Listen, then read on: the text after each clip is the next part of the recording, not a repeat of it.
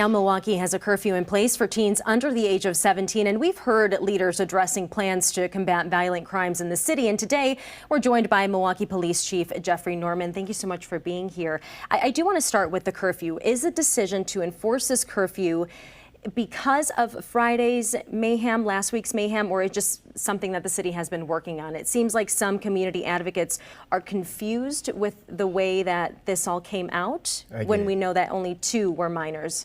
Right. Well, 2 victims, rather. Well, the first thing is that the curfew has always been.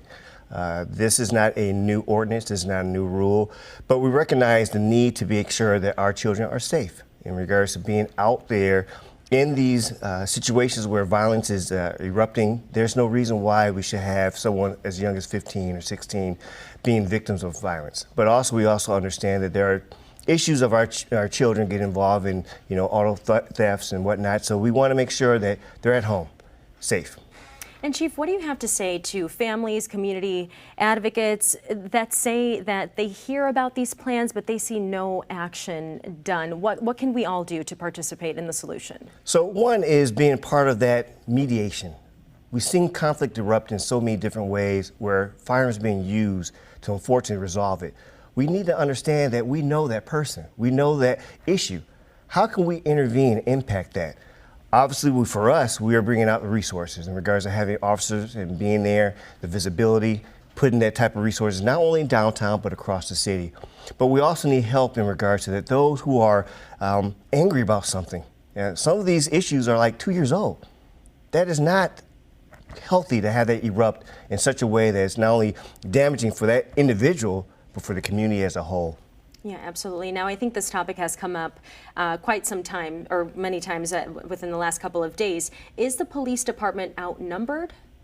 I would never say outnumbered, as long as you have another department out there that you can say we can call on for help. Do we have challenges with our resources, especially with regards to the attrition, the retirements? Absolutely.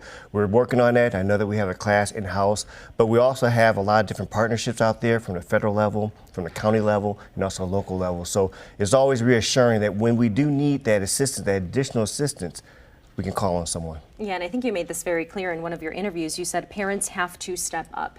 They play one of the most important roles in youth's lives. What's a message for them today? There is a concern about what our youth are getting involved in, being in these particular type of violent situations, getting into these behaviors that's not productive.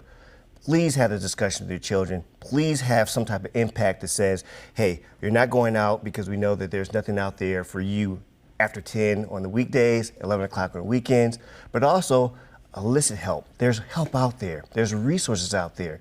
Do not be afraid to speak up. There's someone who's willing to be part of that guidance for your children when those needs are there.